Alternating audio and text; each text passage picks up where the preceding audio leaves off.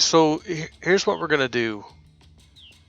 I'm going to go over um, my Steam controller configs. I've had a lot of requests from people that wanted to see how I've got my Steam controller set up for PUBG, and to be honest with you, I've tried making some videos and um, they were brutally bad every time. So I figured this way, if there's any questions, I can kind of point them out, and we can talk about them as they come up. But um, let's uh, let's do this. Here's a breakdown of what my Steam controller um, looks like. You can see the title if for some reason you want to snatch it on the Steam controller marketplacey thing, whatever the hell they want to call it. But um, a couple quick things about the controller layout. The triggers work basically the same. I've got the right mouse to the left trigger and the left mouse to the right trigger. Kind of weird, but that's just the way it works. Um, and I had to do that in order to get it set up, kind of like a typical controller. Um, the easy things to kind of cover right off the bat. Reload and unarm. So what I've done is I've set this up so that the right bumper, it's the switch just above the trigger. It'll either handle my reload of the weapon, or it'll also unarm the weapon so that I can run fast, or it'll rearm the weapon. And how you do that is you put a couple of different activators in. The first one is just the regular press, which gets me the reload of the weapon. The other one, what you do, and you can set up, you can add however many activators you want. In this case, I did a long press. So when I press the button and hold it, then it knows that it needs to holster the weapon or whatever, and go into the Terminator run mode, which I think is pretty cool. I don't really need to do anything special with any of the settings over here. It's pretty straightforward, and I've done essentially the same thing on the other side for the left bumper. The regular press gets me into crouch, and then the long press will put me into the prone position. The long press, it does allow you to give an amount of time. That way, you can make it a little bit longer for before it triggers, or even a little bit shorter before it triggers, which is kind of cool. There are some that I'm going to kind of skip over as we go along, just because they're a little bit more intricate in what they do. The Steam controller, if you're not familiar with the Steam controller, there are some buttons on the inside of the area where you hold it. So right here and right here, and they're clickable. On the right hand side is where I've got the sprint. So it just seemed the best way to set it up, because I use the stick for movement, forward, backwards, left, right. So when I'm moving it in any direction, I can hold that switch down pretty easily, and move into sprint mode. I don't know what button you want to call it. It's the one with the little arrow facing to the right. Super simple. Brings up the map, and then the one on the other hand side pointing to the left brings up the inventory, which is pretty basic. I mean, those buttons do kind of the same thing on most controllers, right? The stick itself, as I mentioned, it's just your movements forward, backwards, left, right. Good times, right? The four buttons, I mean, you can kind of see them right there. The Y button toggles my view, so that'll take me from first person to third person. And I don't use it a lot. I'll use it sometimes when I'm when I'm driving a vehicle. Sometimes it feels easier for me to control the vehicle if I'm looking at it from the first person. The X button, I've got that for my boost items, so painkillers, energy drinks. It seems to take the painkillers first. I don't know if that's by design or whatever the case may be, but if I've got both, the painkillers are the ones that go first. B, as you can see, is firing mode, so any weapon that I can switch back and forth between, any weapon that I can switch back and forth between burst mode, auto mode, single fire, and then A is jump. Again, pretty self-explanatory. We're actually we'll come back to this one here in just a couple of minutes. The right trackpad. So there's two different trackpads on the Steam controller. The right one, it works basically just like a mouse pad or a trackpad, right? Allows me to look. So just in regular standard mode, that's what I use it for. I use it to look. Yeah, I'm not sure why it does that, Rev. It just always seems to be the case. For whatever, I mean, if I wanted to do just the Red Bull first, I could go into the inventory, but when I trigger the boost item by hitting the keyboard shortcut, that's what it does. You'll also notice on the mouse input, you can assign a click action. So the entire trackpad is clickable. So when I click it, that's my F key. So when I'm opening and closing the door, if I'm picking shit up off the ground, that's what I'm using in order to do that. And there's some different sensitivity, settings that you can do in here, and really it's just a matter of figuring out what's the best sensitivity for you to work with. I do have it set to trackball mode. For me, it at least for this game, it just feels a little bit more fluid when I'm trying to control my guy, right? Because you have to use the mouse in conjunction with the left stick. So, if I'm running forward, I've got to use the mouse in order to, track him to the, just track him to the left or to the right.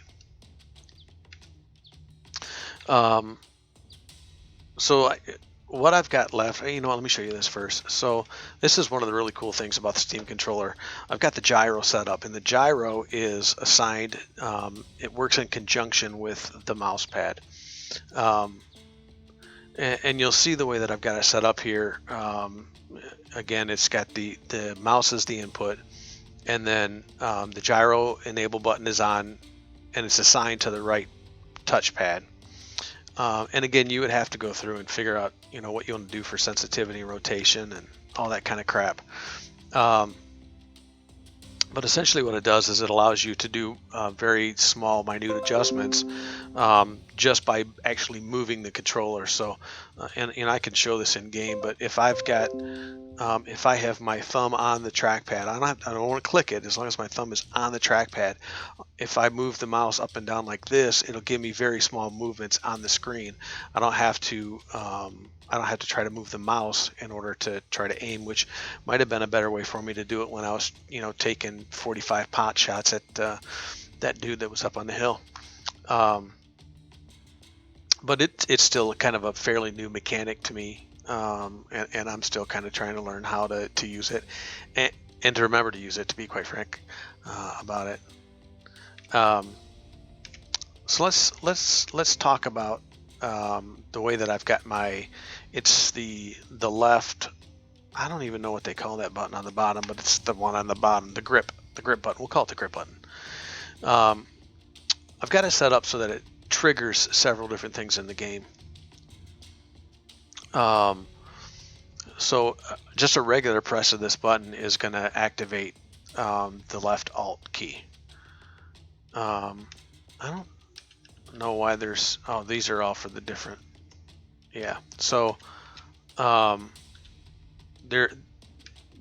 these regular presses are because I have these assigned to different different parts of the game. And you can see, so what it allows me to do is it essentially allows me to use it like it's a control key or an alt key on your keyboard. If I press that key, I can then activate different things on different buttons. So I can assign other buttons on the controller to different commands. And what I mean by that is, so I'm going to pull that button. We'll look at the button controls for right now, right? So right here, it's a mode shift. So when I've got the left grip button pressed, what it'll do is basically it turns my Y key into the mouse wheel up and my green key to the mouse wheel down. That allows me to scroll in and out when I've got the map, which is kind of cool. I haven't assigned these yet. Haven't really figured out anything that I need to assign them to. But the way that it works, I mean, and you can do that with everything. You just got to find the right combination of buttons and stuff on there that work right for you.